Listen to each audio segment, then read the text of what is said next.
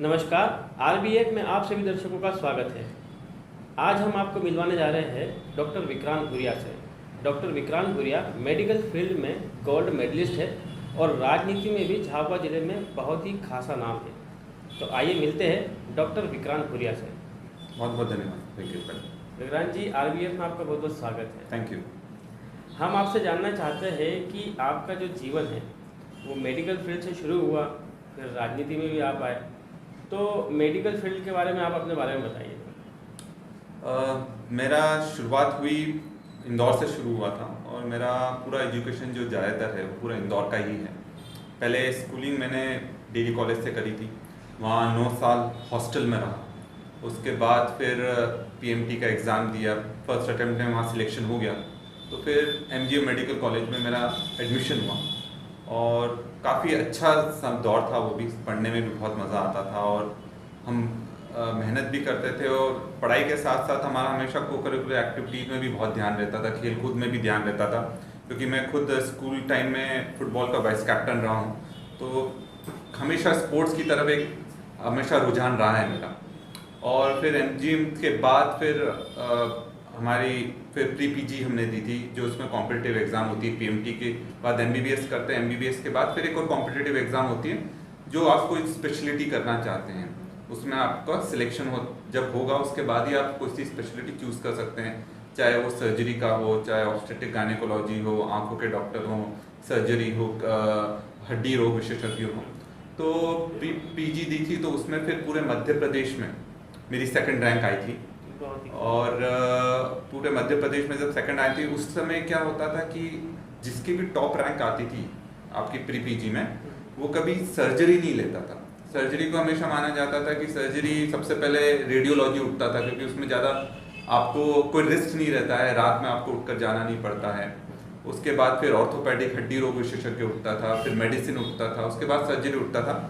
पर मेरा जब मैंने ये बताया था सबको कि मैं सर्जरी लूँगा, तो सब लोग भरोसा नहीं कर रहे थे कि आप सर्जरी कैसे ले सकते हैं जब आप टॉप रैंक आई है आपकी मध्य प्रदेश में। तो मैंने उनको यही बोला था कि देख, मेरा मेडिकल में आने का एक ही उद्देश्य था कि मुझे वापस से अपने शहर झाबुआ में जाना है, गांव झाबुआ में जाना है और वहाँ पर लोगों की सेवा करनी है। तो उसमें मेरे मानना ये था कि आप जब सर्जन रहते हो तो आप सारे फील्ड प्रैक्टिस कर सकते हो, चाहे वो अब मेडिसिन हो, चाहे वो सर्जरी हो, चाहे कोई सी भी फील्ड हो। सर्जन हर फील्ड में अपना अपना काम बखूबी निभा सकता है। तो इसलिए मैंने सर्जरी फील्ड पहले से ही दिमाग में क्लियर था कि झाबुआ आना है, तो इसलिए सर्जरी लिया था। और सर्जरी लेने के बाद उसमें भी फिर गोल्ड मेडल मिला था मेरे को एमवाई हॉस्पिटल में सर्जरी में। और उसके बाद फिर धीरे धीरे धीरे धीरे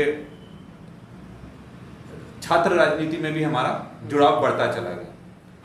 जब आपको गोल्ड मेडल मिला था सर, वो पल कितना अच्छा होगा, बहुत अच्छा होगा। तब आपने क्या महसूस किया और क्या लग रहा था?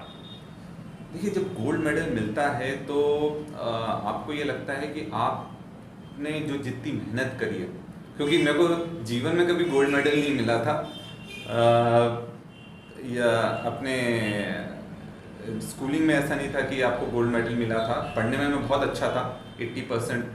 आज के ज़माने में 95% तो अच्छा मानते, पर उस ज़माने में 80% अच्छा रहता था कि 80% इज वॉज अ गुड, बहुत अच्छा रहता था उस ज़माने में। अभी तो 95 भी लोग कम मानते हैं, पर उस ज़माने में 80% स्कूलिंग में अच्छा रहता था। और उसके बाद फिर जब पीजी में गोल्ड मेडल मिला तो उसमें जो, क्योंकि हमको गोल्ड मेडल 1 साल के लिए नहीं मिलता था, हम जो 3 साल में हमने जो काम करा होता है उसके आधार पर आपका आकलन होता है।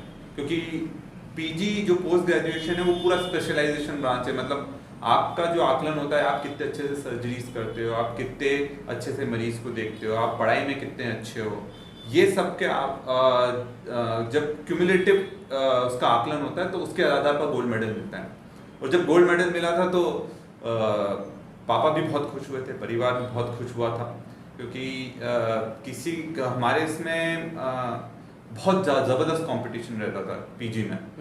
तो उसमें भी सबके बीच में से फाइट कर आना और गोल्ड मेडल लेना तो अपने आप में बहुत अच्छी बड़ी फीलिंग तो रहती है, बिल्कुल रहती है। गोल्ड मेडल के साथ में आपको एक अवार्ड भी मिला है समाज सेवा के रूप में, वो अवार्ड कौन सा है और आपको कहाँ पे मिला और वहाँ तक आप कैसे पहुँचे?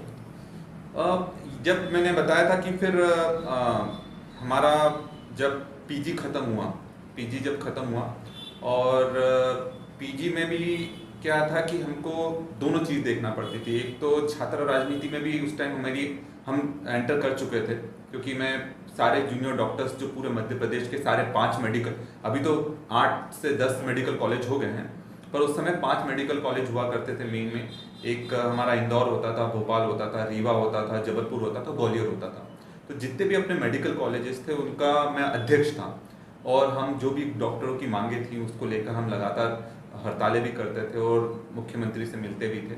तो वो करने के बाद धीरे धीरे लोगों से जो जुड़ाव हुआ, लोगों के प्रति कि यार हमको लोगों के लिए, अपने लोगों के लिए लड़ाई लड़ना चाहिए, वहाँ से ये धीरे धीरे जज्बा अपने आप बढ़ता चला गया। और फिर इसलिए जब हमारा पीजी के बाद में 1 साल का हमारा बॉन्ड होता है, जिसमें हमको कहीं भी, या तो आप एमवाई हॉस्पिटल में भी 1 साल प्रैक्टिस कर सकते हैं एसआर के सीनियर रेसिडेंसी के रूप में, या फिर आप अगर अपने कहीं गांव में जाना चाहते हैं तो उसमें भी आप 1 साल कर सकते हैं। तो मैंने एमवाई का ना चूज़ करते हुए मैंने झाबुआ का चूज़ करा था कि मैं झाबुआ आऊँगा और झाबुआ में 1 साल की सेवाएं दूंगा।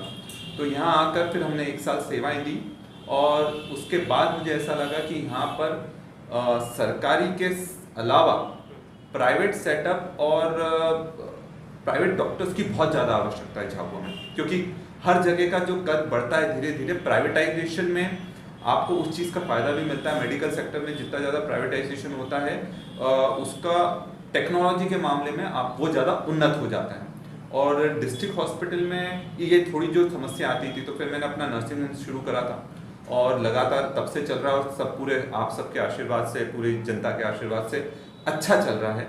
और मेहनत कर रहे हैं हम लोग, और उसका लोगों का जो फीडबैक आता है वो भी अच्छा आ रहा है। तो जब 3 साल 4 साल लगातार मैंने यहाँ सेवाएं दी थी, तब ये एक अंबेडकर मिशन, एक बहुत बड़ी दिल्ली में एक ऑर्गेनाइजेशन है, और पूरे जो देश के अच्छा काम करते हैं समाज सेवा में, जो SC ST आदिवासी और आदिवासी अनुसूचित जनजाति में अच्छा काम करते हैं पूरे देश में, चाहे वो मेडिकल फील्ड हो, चाहे वो गवर्नमेंट फील्ड हो, चाहे वो NGO सोशल फील्ड हो, उसमें से लोगों को चिन्हित करते हैं। तो मेरा सिलेक्शन जो 4-5 साल तक मैंने यहाँ पर सेवाएं दी थी, उसको लेकर दिल्ली में हुआ था, और मध्य प्रदेश से मैं मेरा नाम अकेले का गया था, और पूरे देश से 10 लोगों का नाम गया था अंबेडकर रत्न अवार्ड के लिए। और जो अवार्ड दिया गया था वो हमारे जो पूर्व चीफ जस्टिस ऑफ इंडिया हैं KG बालाकृष्णन जी, उन्होंने दिया था। तो अपने आप में उस दिन मुझे बहुत अच्छा लगा था, बहुत गर्व की बात थी। और पूरे मध्य प्रदेश से मैं अकेला था, तो मुझे ये भी लगा था कि हाँ, कहीं ना कहीं आप जो रास्ते पर चल रहे हैं वो सही रास्ता है। तो उसके हिसाब से फिर मैं चलता गया, और आज आपके सामने बैठा हूँ। बहुत ही अच्छी बात है। विक्रांत जी, आपने जैसा बताया कि आपने मेडिकल फील्ड में जो गोल्ड मेडल हासिल किया, आपको अवार्ड भी मिले, समाज सेवा, मेडिकल फील्ड में आप सेवा करते करते झाबुआ में आए, और झाबुआ में आपने वरदान हॉस्पिटल जो तैयार किया, नर्सिंग होम तैयार किया। तो वरदान हॉस्पिटल के बारे में, इस नर्सिंग होम के बारे में जब भी कभी कहीं बात होती है तो कहीं ना कहीं इसमें राजनीति घुली मिली लगती है, कई सारे आरोप लगते हैं, उसके बारे में क्या कहना है? देखिए, मैं तो यही कहूँगा कि ये जब मैंने शुरुआत करी थी, एक ही उद्देश्य से शुरुआत करी थी, यहाँ पर मैं यहाँ के लोगों के लिए कुछ करना चाहता हूँ, और जो लोग यहाँ से बाहर नहीं जा पाते हैं उनके लिए एक अच्छी से अच्छी यहाँ सेवा, उच्च कोटि की सेवा अपन दे सकें, ये उद्देश्य करा था।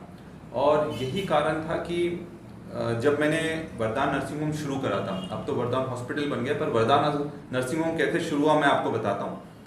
हमारे परिवार में कोई भी डॉक्टर नहीं रहा है, मतलब कि जो कुछ करता गया मैं उसमें पूरे परिवार का हमेशा सपोर्ट रहा कि आप करो, देखो क्या है, क्योंकि यहाँ पर कभी भी झाबुआ में कोई अस्पताल चल नहीं पाया था, क्योंकि अपने उसके कारण थे कि नहीं चल पाया था, कि कभी कभार उसमें राजनीति हो जाती थी, कभी कभार उसमें कोई भी घटना हो जाए तो उसका बहुत विकराल रूप ले लेती थी।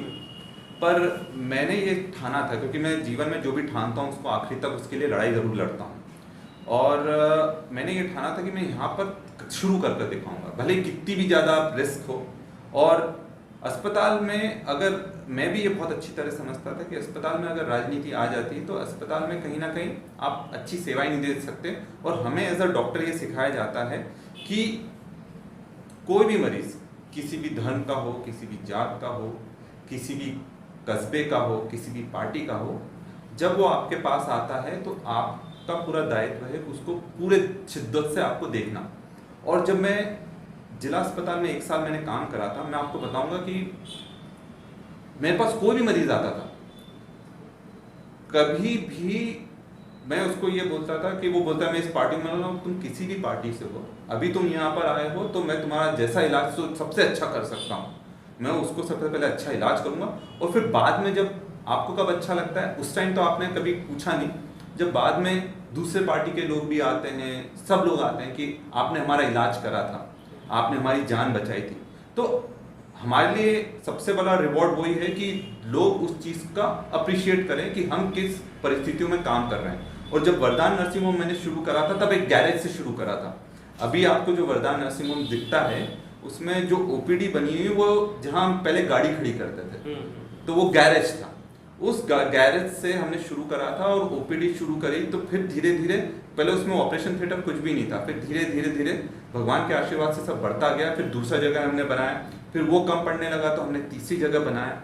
और इसमें मेरे साथ साथ मेरी वाइफ का डॉक्टर शीना भूरिया का बहुत बड़ा योगदान रहा है, क्योंकि शुरू का स्ट्रगल करा है और नर्सिंग होम को वरदान हॉस्पिटल में कन्वर्ट करने में उसका बहुत बड़ा योगदान है। बहुत मेहनत भी लगी है, बहुत मेहनत लगी है। और हम एज अ डॉक्टर ना बहुत सारी चुनौतियों से गुजरते हैं, क्योंकि क्या होता है कि डॉक्टर एक बहुत रिस्की पेशा है ना।